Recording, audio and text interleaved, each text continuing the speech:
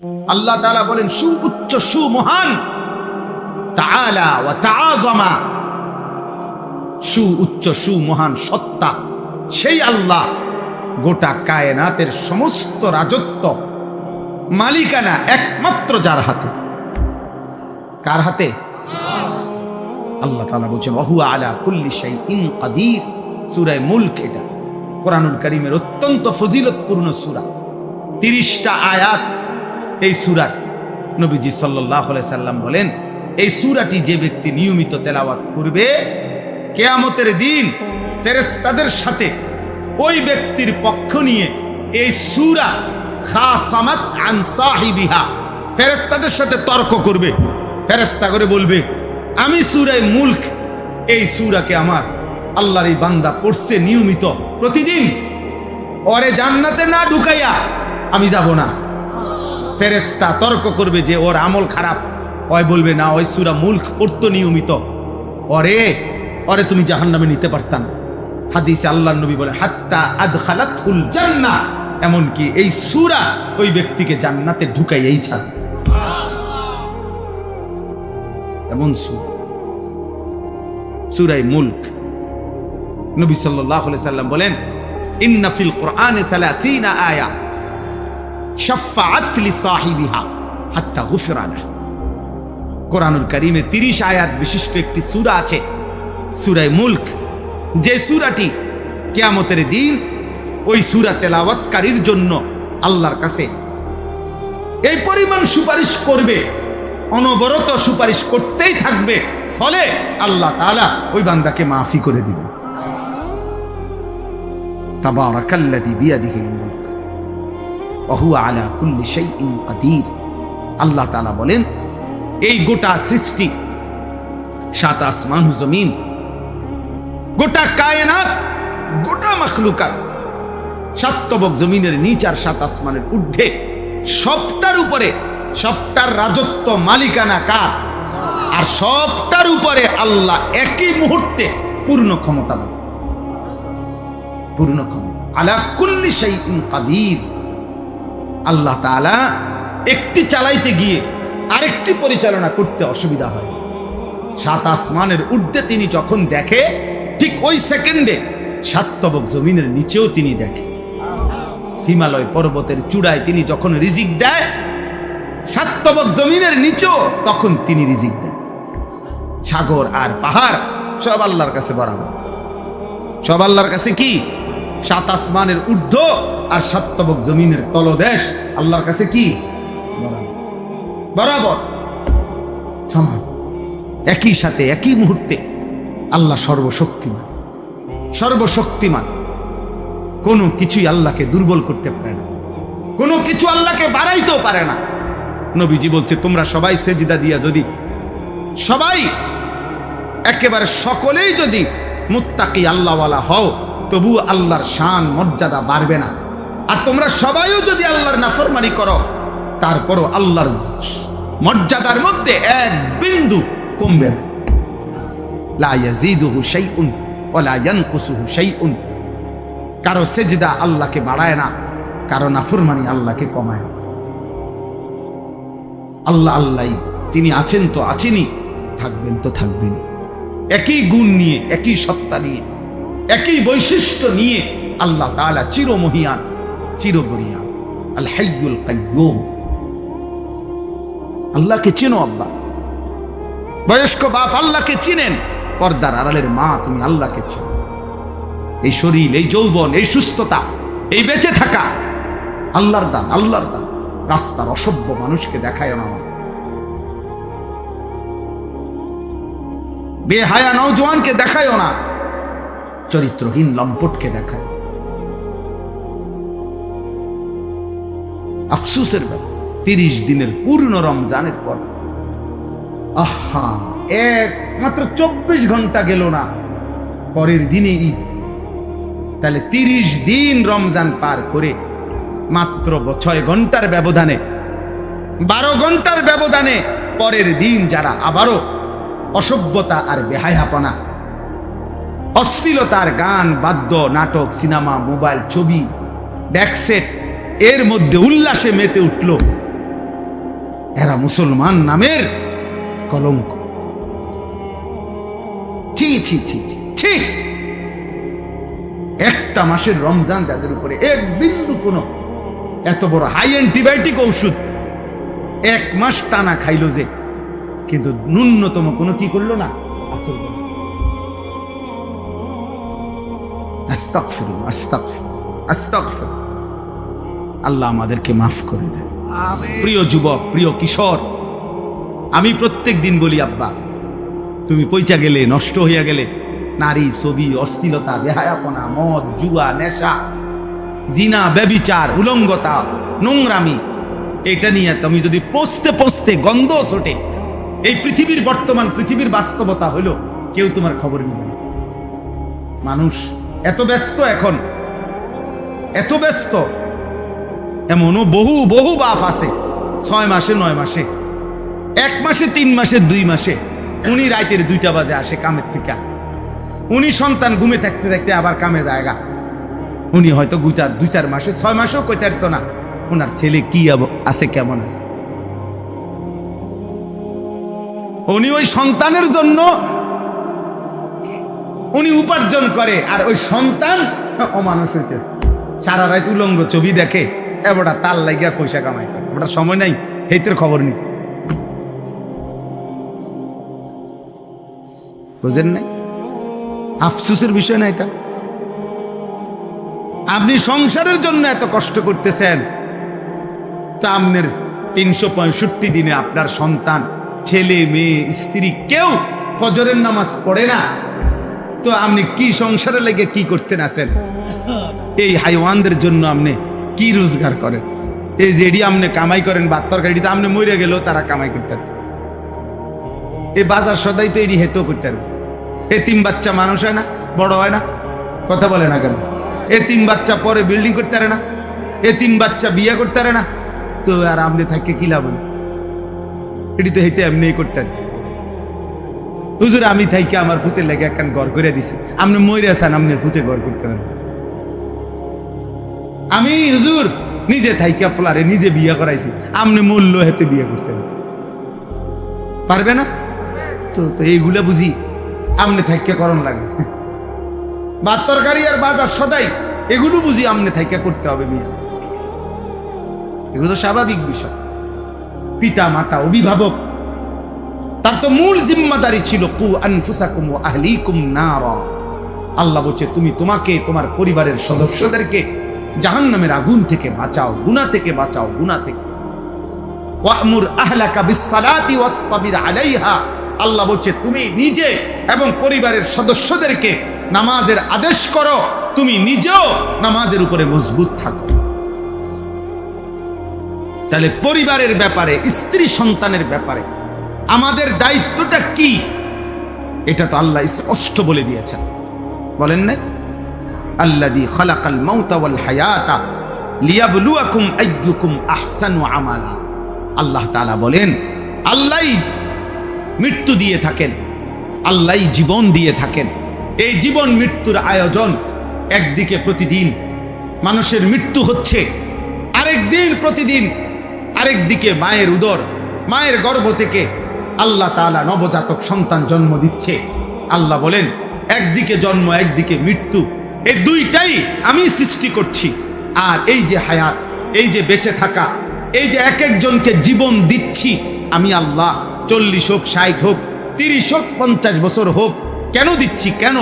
আল্লাহ তাআলা বলেন প্রত্যেককে পরীক্ষা করার জন্য, আখিরাতের বিবেচনায়, পরকালের বিবেচনায় কার আমল কতটা সুন্দর।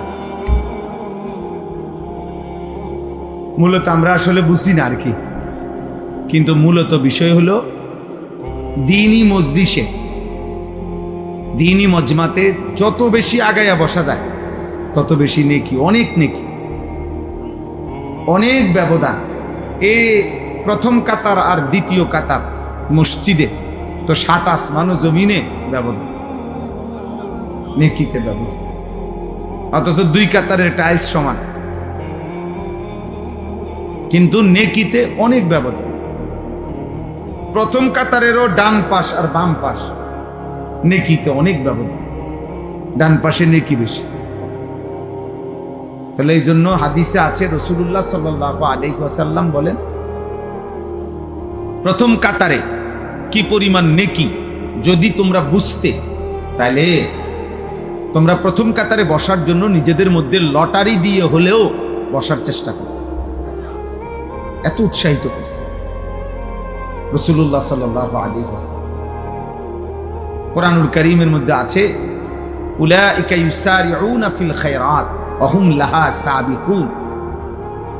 আল্লাহ তাআলা বলেন, আমার প্রিয় বান্দাগণ কল্যাণের কাজে প্রতিযোগিতা করছে এবং প্রতিযোগিতা করতে করতে শেষ পর্যন্ত জান্নাতের রাস্তায় এগিয়েই গেছে, জান্নাতের রাস্তায় পৌঁছেই গেছে। এজন্য নিয়ম হলো নেকি অর্জনের প্রতিযোগিতা করা, প্রতিযোগিতা করা। হযরত ওমর রাদিয়াল্লাহু তাআলা আনহু আজীবন তিনি চেষ্টা করছেন আমলের দিক থেকে, সাদাকার দিক থেকে, সব ক্ষেত্রে ওনার চেষ্টা ছিল হযরত আবু বকর সিদ্দিক রাদিয়াল্লাহু তাআলা আনহু ওনাকে ডিঙ্গাইবার খুব চেষ্টা করতেন। বহু চেষ্টা করে তাবুকের যুদ্ধের পরেও সর্বশেষ তিনি ঘোষণা দিয়েছেন হযরত আবু বকর সিদ্দিককে যে লা ইউসাবিকুকা আহাদুন, না আসলে আবু বকর, বাস্তবিক অর্থে তোমাকে কেউ ডিঙ্গাইতে পারবে না, নেকিতে তোমারে আগানো কঠিন, তোমার চাইতে আগে বাড়া কঠিন। অর্থাৎ সমস্ত নেক আমলের ক্ষেত্রে সাহাবায়ে কেরামের মধ্যে আবু বকর রাদিয়াল্লাহু তাআলা আনহু ছিলেন শীর্ষে। নবীজি সাল্লাল্লাহু আলাইহি ওয়াসাল্লাম কিতাবের মধ্যে আছে, নবীজি সাল্লাল্লাহু আলাইহি সাল্লাম একদিন আসরের নামাজের পরে সাহাবায়ে কেরামের সামনে জিজ্ঞেস করতেছিলেন যে আজকে তোমাদের মধ্যে নফল রোজা রেখেছো কে? হযরত আবু বকর সিদ্দিক রাদিয়াল্লাহু তাআলা আনহু বললেন, আমি, আনা। নবীজি বললেন, আজকে কারো জানাজার নামাজ পড়ছো এমন আছো কে? নবীজি সাহাবী আবু বকর সিদ্দিক বলেন, আনা, আমি। নবীজি বললেন, আজকে কোনো অসুস্থ রোগী তার সেবা শুশ্রূষা করতে গেছো এমন কে? আবু বকর সিদ্দিক রাদিয়াল্লাহু তাআলা আনহু তিনি বললেন, আমি। নবীজি বললেন, আজকে কিছু টাকা পয়সা সামান্য হলেও আল্লাহর রাস্তায় সাদকা করছো কে? আবু বকর সিদ্দিক রাদিয়াল্লাহু তাআলা আনহু বললেন, আমি। নবীজি সাল্লাল্লাহু আলাইহি সাল্লাম বললেন, হায়, এত গুণ যার একদিনে একসাথ হইছে সে তো জান্নাতে চলেই গেছে। কিতাবের মধ্যে আছে, আল্লামা ইমাম ইবনুল কাইয়িম আল জাওজিয়া রাহমাতুল্লাহি আলাইহি তিনি বলছেন, সেদিন যদি নবীজি গুনে গুনে 100টা নেক আমলের ব্যাপারেও প্রশ্ন করতেন তো 100 বারই আবু বকর সিদ্দিক বলতেন, আমি, আমি, আমি। এমন ছিলেন, এমন ছিলেন। কোরআনুল কারীমের মধ্যে আছে, আল্লাহ তাআলা আবু বকর সিদ্দিক রাদিয়াল্লাহু তাআলা আনহুর প্রশংসা নবীজিকে বলছেন, ওয়ালা সাউফা ইয়ারদা, বন্ধু, আপনার আবু বকরকে আপনি দিয়া খুশি করতে পারতেন না, আপনি তারে কদ্দুর দিবেন? জান, আমি আল্লাহ ওয়াদা দিলাম, আমি তাকে খুশি করে দেব। এবার আল্লাহ তাআলা কি পরিমাণ খুশি হয়েছেন। এই জন্য ওমর রাদিয়াল্লাহু তাআলা আনহুর মতো সাহাবী উনাকে বলছে যে, হ্যাঁ আবু বকর, তোমাকে কেউ ডিঙ্গাইতে পারবে না, তোমার আগে বাড়তে পারবে না। তো সাহাবায়ে কেরাম প্রতিযোগিতা করতেন নেকি অর্জনের জন্য, জান্নাত কামাই করার জন্য, আখিরাতের জন্য। ফাস্তাবিকুল খায়রাত, আল্লাহ তাআলা বলছে তোমরা কল্যাণ অর্জনে প্রতিযোগিতা করো। আজ আমরা গুনার প্রতিযোগিতা করি, আল্লাহর নাফরমানি, অসভ্যতা। এক এক যুবক সর্বোচ্চ চেষ্টা করে তার বন্ধুদের চাইতেও বেশি অসভ্যতা, নোংরামি, উলঙ্গতা, বেহায়াপনা, চরিত্রহীনতা কে কত বেশি করতে পারছে। মোবাইলের বাহার, অসভ্যতার বাহার। এক একজন মনে করতেছে উল্লাস, আমি গুনার প্রতিযোগিতা করতেছি, গুনার প্রতিযোগিতা করছি। নাউজুবিল্লাহ। অথচ আল্লাহ তাআলা বলছেন ওয়ালা তাকরাবুল ফাওয়াহিশা মা যাহারা মিনহা ওয়া মা বাতান, অশ্লীলতা বেহায়াপনার প্রকাশ্য কিংবা গোপনে বেহায়াপনা অশ্লীলতার কাছেও যেও ওয়ালা তাকরাবু, কাছেও যেও। আল্লাহ তাআলা বলছেন ওয়ালা তাকরাবুজ জিনা, বেবিচারের কাছেও যেও আল্লাহ তাআলা নিষেধ করেছে। ইন্নাল্লাযীনা ইউহিব্বুনা আন তাশিআল ফাহিশা ফিল্লাযীনা আমানু লাহুম আযাবুন আলীমুন ফিদ দুনিয়া ওয়াল আখিরাহ। আল্লাহ তাআলা বলেন নিশ্চয়ই যাদের দ্বারা ঈমানদারদের সমাজে অশ্লীলতা ছড়িয়ে পড়ে, ছেলে মেয়ে নারী পুরুষের অবাধ মেলামেশা যেই সমাজে যাদের দ্বারা ছড়িয়ে পড়ে, আল্লাহ বলেন আমি ওয়াদা দিচ্ছি তাদেরকে আমি দুনিয়াতেও আখিরাতেও নিকৃষ্ট আযাব দেব। আরে বেটা, এর চাইতে বড় আযাব আর কি? তোকে মানুষ চরিত্রহীন মনে করে, তোরে মানুষ জুয়ারি মনে করে, তোরে মানুষে নেশাখোর ফুট্টাখোর মনে করে, এর চাইতে বড় লানত তোর জীবনে আর কি? তোরে মনে করে মানুষ যে নারীর পিছনে ঘোরে, জিনা ব্যভিচারের আড্ডায় ঘোরে, তো এর চাইতে বড় লানত অপমান আর কি? কিন্তু ওই যে কিছু মানুষের এমন হয় যে জুতা দিয়া পিটলো এর শরম লাগে না, বুঝেন? এই নির্লজ্জ বেহায়া, তার তো শরমই নাই। এই জন্য মূলত বিবেকবানের জন্য এটাই সবচেয়ে বড় অপমান যে লোকে তাকে নিকৃষ্ট ভাবে, চরিত্রহীন ভাবে, লম্পট মনে করে, বদমাইশ মনে করে, অসৎ মনে করে। এই পৃথিবীর যেই কোনো মানুষ অসৎ চরিত্রহীন পাপীকে ঘৃণা করে, পাশ কাটে, এড়িয়ে চলে। ইচ্ছা করে কেউ অসভ্য বেহায়ার সাথে চলতে চায়। মানুষ যেমন রাস্তার কুকুরকে পাশ কাইটা চলে, চরিত্রহীন লম্পটকেও বেহায়াকেও মানুষ পাশ কাইটা চলে। এটাই বাস্তব, এটাই সত্য কথা।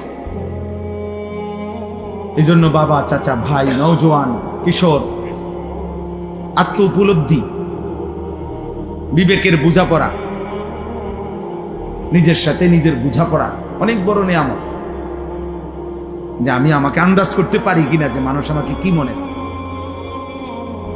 এতটুকু বুঝ দিমাগ যার কাজ করে, এর দূর উপলব্ধি যার আছে, সে মানুষ। যার এই উপলব্ধি নাই যে এটা কি মানায় না মানায় না,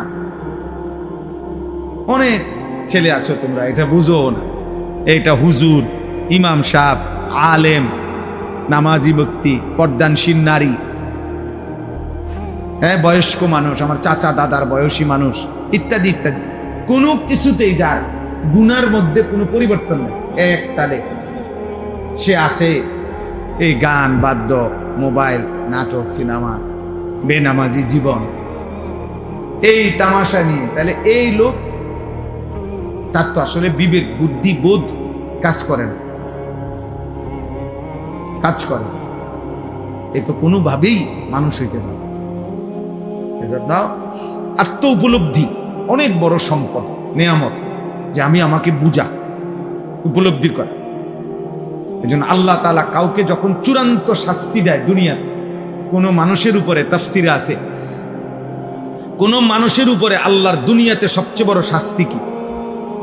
দুনিয়াতে সবচেয়ে বড় শাস্তি তাকে আত্মপরিচয় ভুলায় দাও। আল্লাহ তাআলা ফাআনসাহুম আনফুসাহুম, এইটা হলো কোন মানুষের প্রতি আল্লাহর সবচেয়ে বড় আযাব, দুনিয়াতে শাস্তি। আল্লাহ বলেন তুমি যদি আমাকে ভুলে যাও, গুনাহ আর নাফরমানিতে লিপ্ত হয়েও, তো আমি একদিন তোমাকে তোমার আত্মপরিচয় ভুলিয়ে দেব। ফাআনসাহুম আনফুসাহুম আই ফাআনসাহুম আখিরাতাহুম, আমি তোমাকে তোমার গন্তব্য মঞ্জিল আখিরাত ভুলায় দেব। ফাআনসাহুম মাসালিহাহুম, কি করলে, কি পথে চললে তোমার কল্যাণ, আমি তা ভুলায় দেব। আমি আল্লাহ যাকে পথ ভোলা করে দেব তাকে হেদায়েত দিবে। নবীজি দোয়া করতেন, আল্লাহুম্মা লা মানিআ লিমা আ'তাইত ওয়া লা মু'তিয়া লিমা মানা'ত।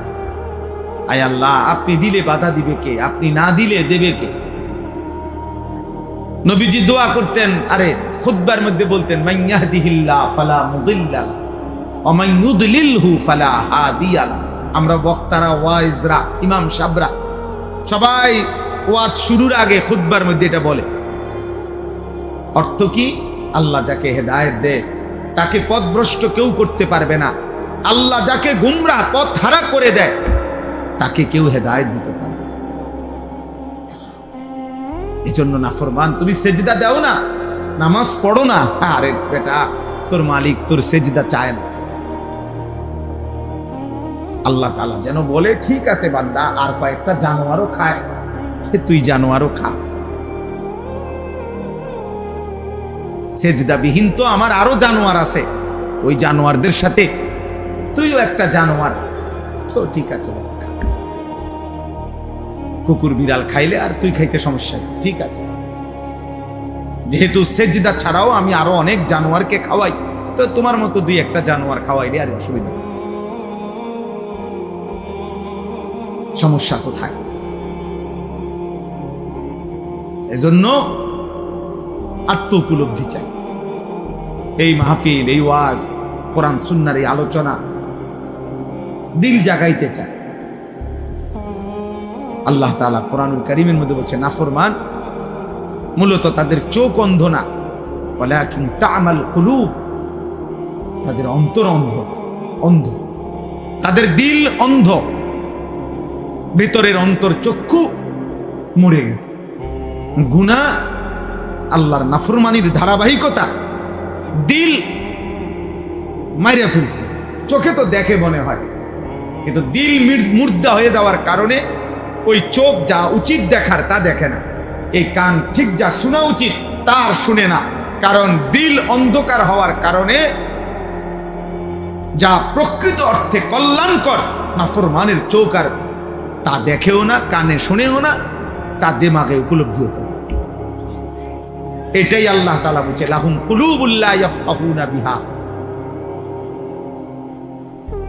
ওয়া লাহুম আযানুন লা ইয়াসমাউনা বিহা ওয়া লাহুম আ'য়ুনুন লা ইউবসিরুনা বিহা। আল্লাহ বলে, নাফরমান তার অন্তর আছে কিছুই বুঝে না, কান আছে শুনে না, চোখ আছে দেখে না। আসলে তো দেখে, মানে কি দেখে না? ওই যে দিল মরে যাওয়ার কারণে যা তার জন্য কল্যাণ এটাই সে দেখে না, এটাই সে বুঝে না, শুনে না। আল্লাহ বলেন, উলাইকা কাল আনআম, এরা হচ্ছে জানোয়ারের মতো। যে ঠিকের লেগে বসে না, এটা কোরআন শরীফের আয়াতের অর্থ বুঝেন নাই? এটা কোনো কি আপনি ঠিকের লেগে কি আপনি ঠিক পেলে এই অর্থ, আর আপনি ঠিক না করলে অন্য অর্থ না। এটা আপনি ব্যাঠিক করলেও অর্থ এটাই।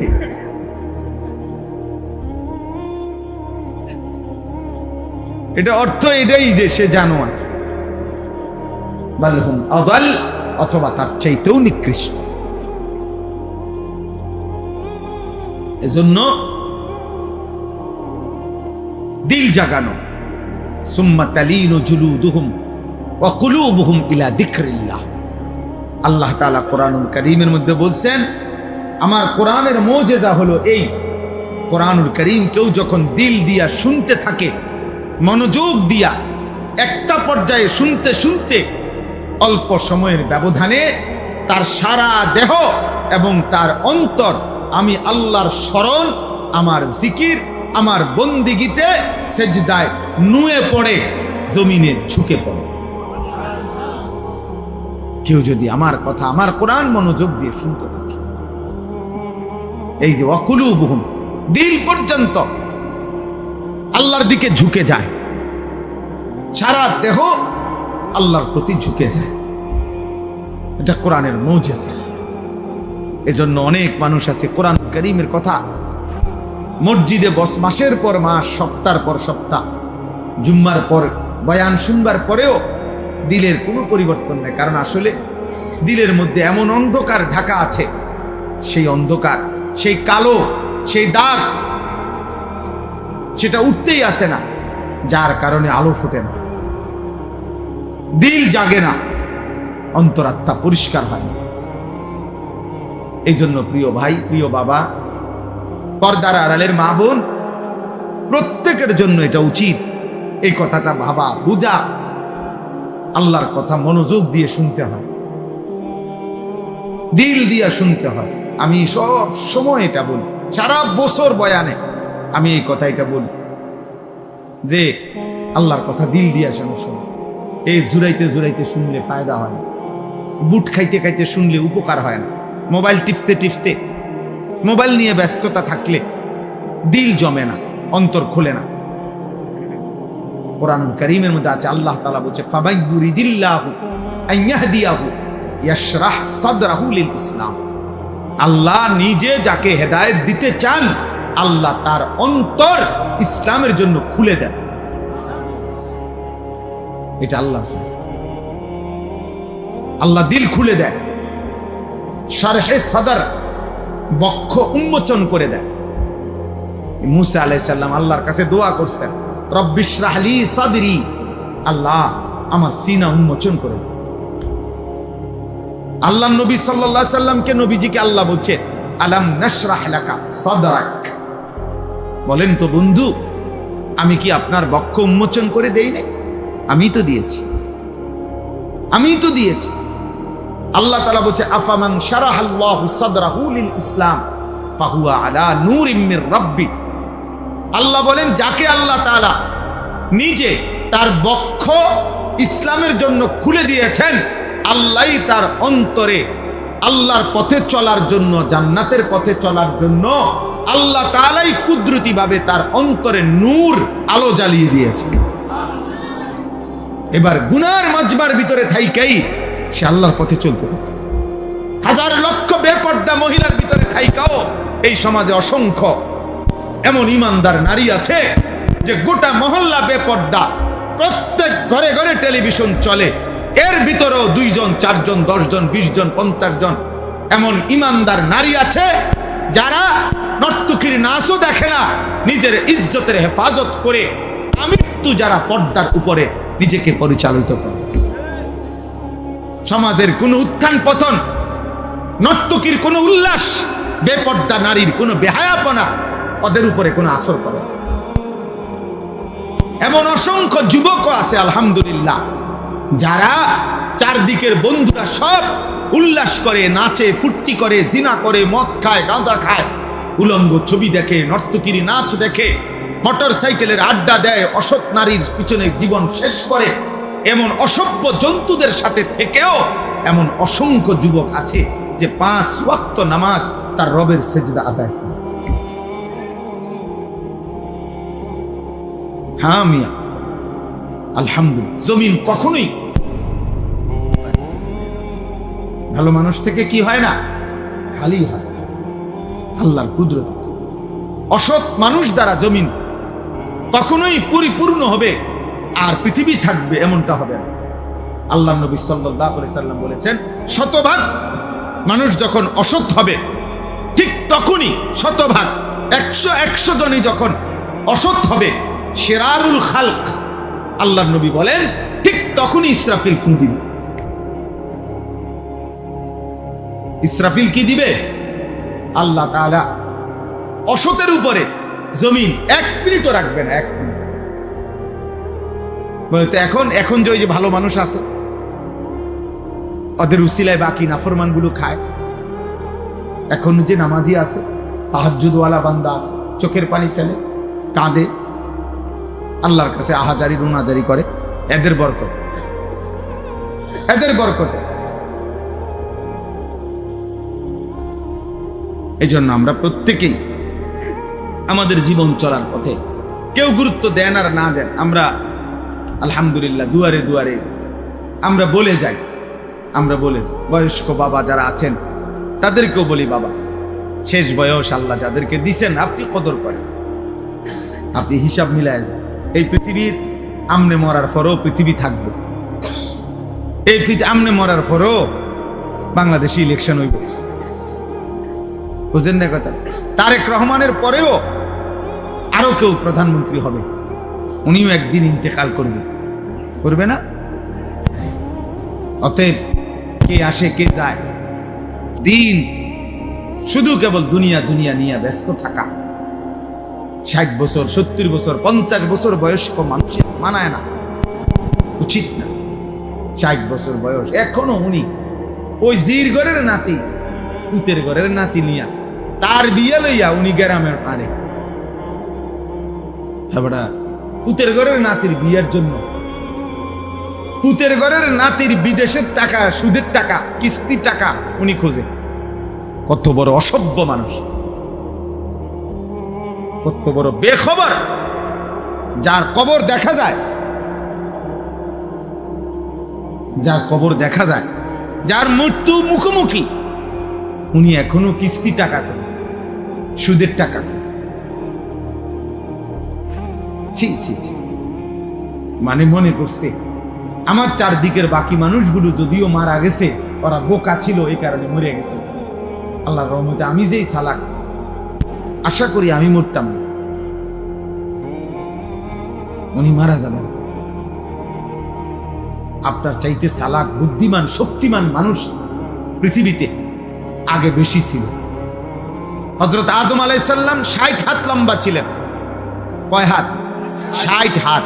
আল্লাহর নবী সাল্লাল্লাহু আলাইহি সাল্লাম বলেছেন আদমের সন্তান, সেই আদম আলাইহিস সালামের জামানা থেকে এই লম্বা সন্তান কমতে কমতে কমতে কমতে অনেক এখন আমরা যে সাইজ, এই সাইজ হয়েছে। এখন 6 ফিট মানুষ দেখলে আমরা সবাই গ্রাম চুক্তি, 6 ফিট মানুষ দেখলো আইব কি রূপর। 7 ফিট মানুষ দেখলে আমরা সবাই তামসা দেখতে আসবে। 7 ফিট আরে কস কি চাই লোকটা কো। তাইলে সবকিছুই শক্তি, সামর্থ্য, যোগ্যতা সবই দিন দিন কমে আসতেছে, বাড়তেছে না, কমতেছে কমতেছে। তাইলে আমাদের চাইতে শক্তিধর, আওয়ালাম ইয়ালাম আন্নাল্লাহা কাদ আহলাকা মিন ক্বাবলিহি মিনাল কুরুনি মান হুয়া আশাদ্দু মিনহু কুওয়াতান ওয়া আকসারু জামআ। আল্লাহ তাআলা বলেন, হায় বান্দা, আমার প্রতিটা বান্দা তাদের ভাবা উচিত আমি আল্লাহ ইতিপূর্বে, তোমাদের প্রত্যেকের পূর্বে, তোমাদের চাইতে শক্তিতে বেশি, সম্পদে বেশি এমন অসংখ্য জাতি, ব্যক্তি, গোষ্ঠী, সম্প্রদায় আমি ধ্বংস করে দিয়েছি। আমি 40 হাত লম্বা মানুষ, 8 জাতি ধ্বংস করে দিয়েছি। 300 বছর, 350 বছর, 400 বছর হায়াত পাইতো যারা, এমন দীর্ঘ হায়াতওয়ালা মানুষকে আমি ধ্বংস করে দিয়েছি। উঁচা পাহাড়ের উপরে যারা আস্তা পাথর হাত দিয়ে আইনা, আলগি দিয়া আইনা যারা বাড়ি বানাইতো, ওয়া সামুদাল্লাযীনা জাবুস সাখরা বিল ওয়াদ। আল্লাহ তাআলা বলে এত শক্তিশালী জাতি সামুদ জাতি, আমি তাদেরকে ধ্বংস করে দিয়েছি, ধ্বংস করে দিয়েছি। আদ জাতি কোরআনে আছে, হাদিসে আছে, কোরআনেও আছে, আইয়ুনা আশাদ্দু মিন্না কুওয়া। যারা প্রতিনিয়ত বলতো, এ নবী আমাদেরকে আযাবের ভয় দেখাইও না, আমাদের চাইতে শক্তিতে বেশি এই গোটা সৃষ্টিতে আর কেউ নেই। কে দিবে আযাব? কার ক্ষমতা আছে আমাদের উপরে আযাব দিবে? আমাদের চাইতে ক্ষমতাধর আছে কাকে বেটা? আল্লাহ তাআলা যেন বলছেন আরশে আজিম থেকে, নাফরমান আমি আছি, আমি আল্লাহ, আমি আছি, আমি দিচ্ছি, শোন আযাব দেখ।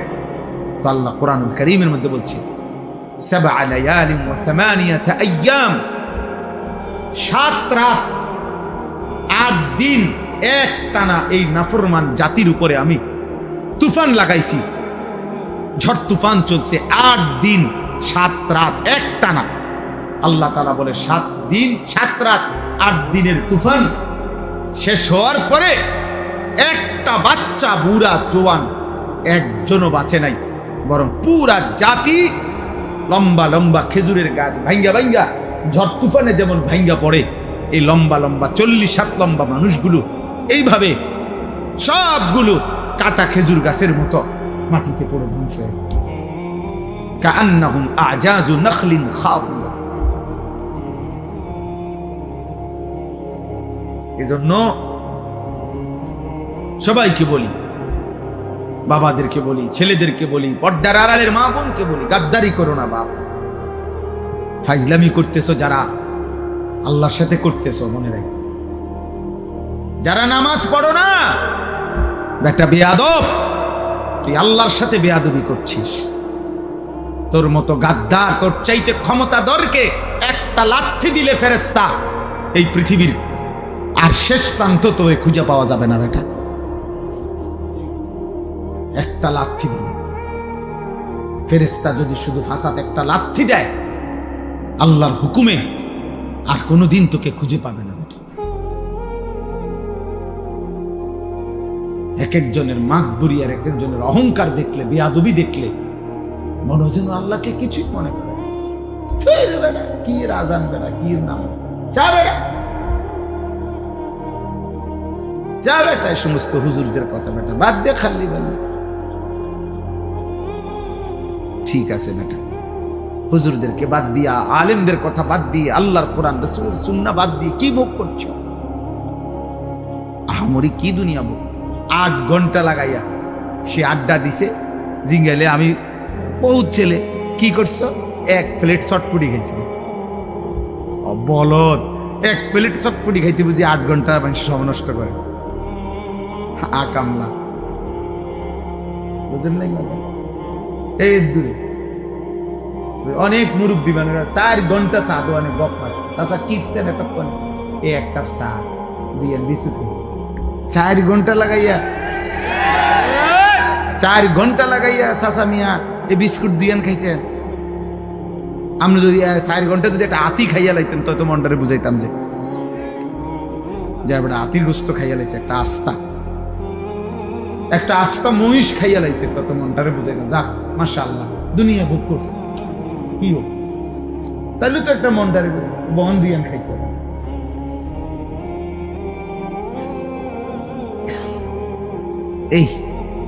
এইটুকু দুনিয়া ভোগ করে আল্লাহকে ভুলে গেছে, আল্লাহকে ভুলে গেছে। ছি ছি ছি,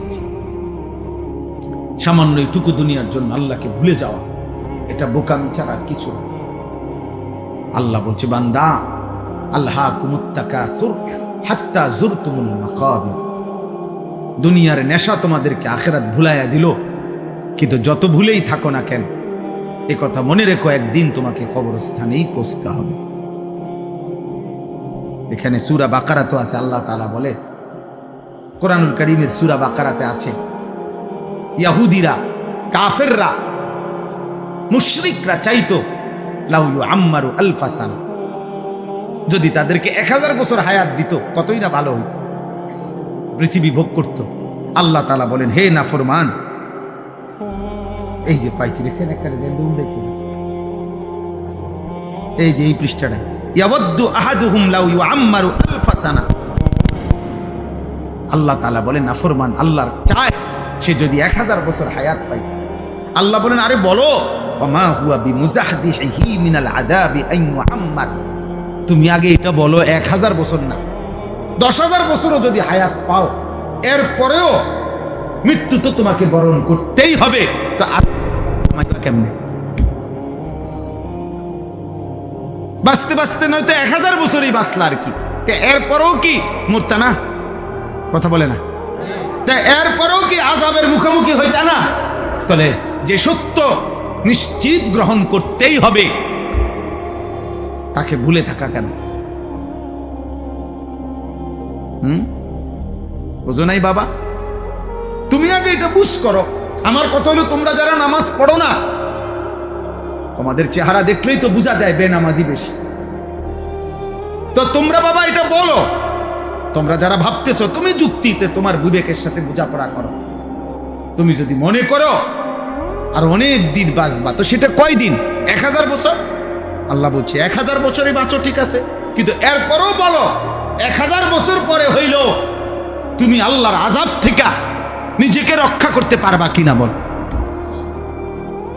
তো তাইলে আর লাভ, 1000 বছর পরে হইলেও তো ওই মালিকের কাছেই ধরা দিতে হবে না, তোর লাভ হইল কি?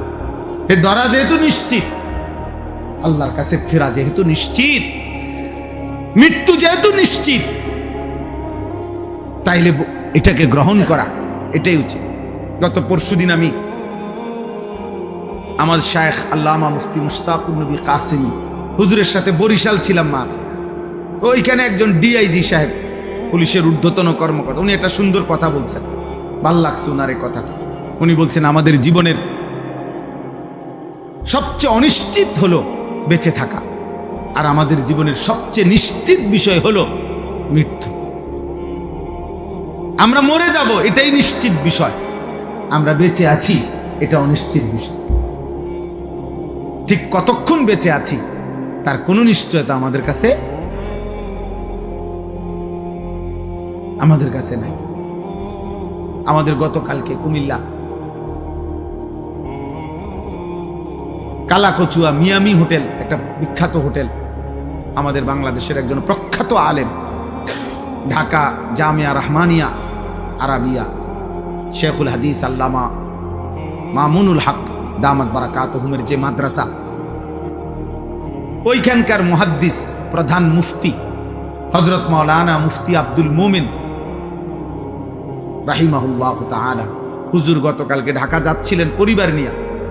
এই মিয়ামি হোটেলে নাস্তা করে বের হইছেন, পিছনে স্টারলাইন বাস একটা ধাক্কা দিছে, প্রাইভেট কারটা একদম পিছালাইছে। হুজুর অনেক বড় আলেম, ওনার বিবি, ওনার একটা উপযুক্ত মেয়ে, একটা হাফেজে কোরআন ছেলে, এই চারজনই তৎক্ষণাৎ শাহাদাত বরণ করছেন, ইন্তেকাল করছেন। ড্রাইভারটাও মারা গেছে।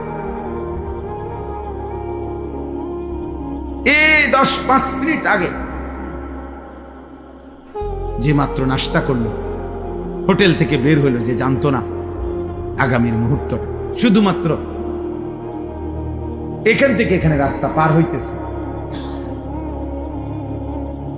আল্লাহ তাআলা তাকে যেন ডাক দিয়ে বলছে, বান্দা চলে আসো, আর লাগবে।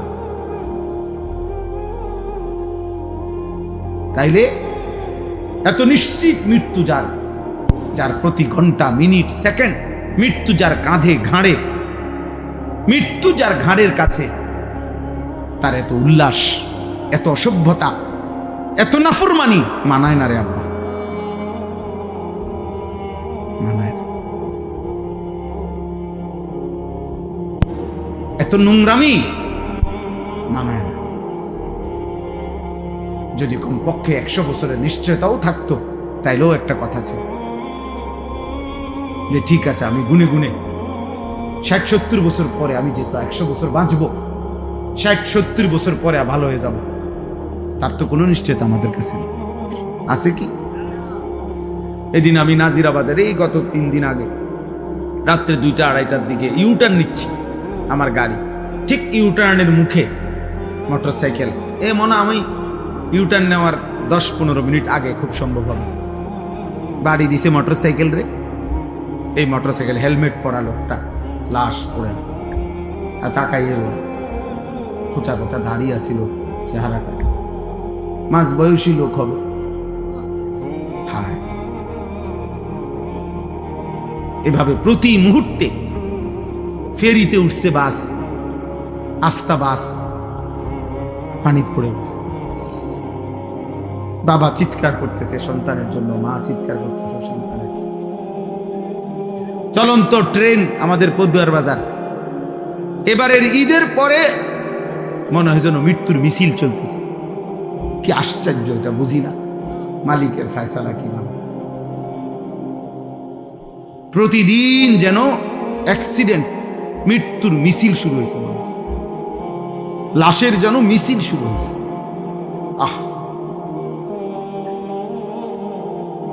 এই জীবনের এই বাস্তবতার ভিতরেই আমরা বেঁচে আছি।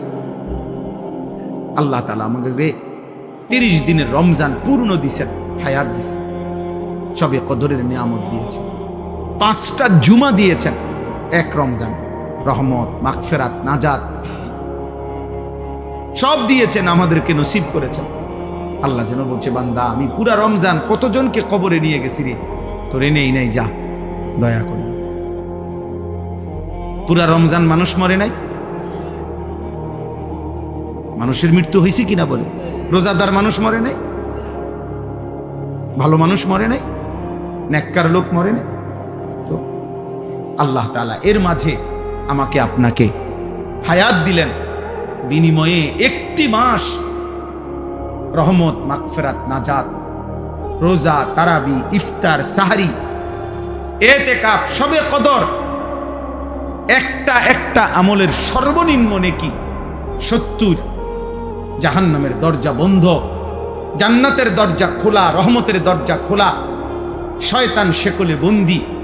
এত কিছু দিয়ে যেই মাসকে সাজাইয়া পুরাটা মাস আমারে দিলেন আল্লাহ, এক মাস পরে এত বড় নিয়ামত পেয়ে তার জীবনে কি কোনো পরিবর্তন হওয়া উচিত না?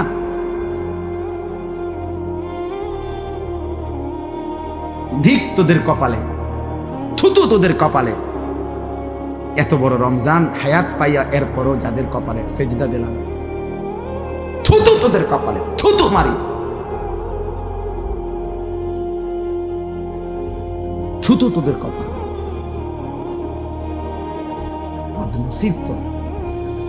দুর্ভাগা তোরা, অসভ্য, বেয়াদব তোরা এই জমিনে, গাদ্দার, এই জমিনের নিকৃষ্ট জানোয়ার, পশুর চাইতে অধম, রাস্তার জন্তু জানোয়ারের চাইতে নিকৃষ্ট ওই বেনামাজি ছেলেগুলো। তোরা এই জমিনের সবচেয়ে বড় বেয়াদব, এই জমিনের সবচেয়ে অসভ্য, গাদ্দার, যারা এমন মালিকের এত বড় ইহসান, দয়াকে এভাবে প্রত্যাখ্যান করে। কোরআনুল কারীমের মধ্যে আছে সাআলা সাইলুম বিআযাবিন ওয়াকি'।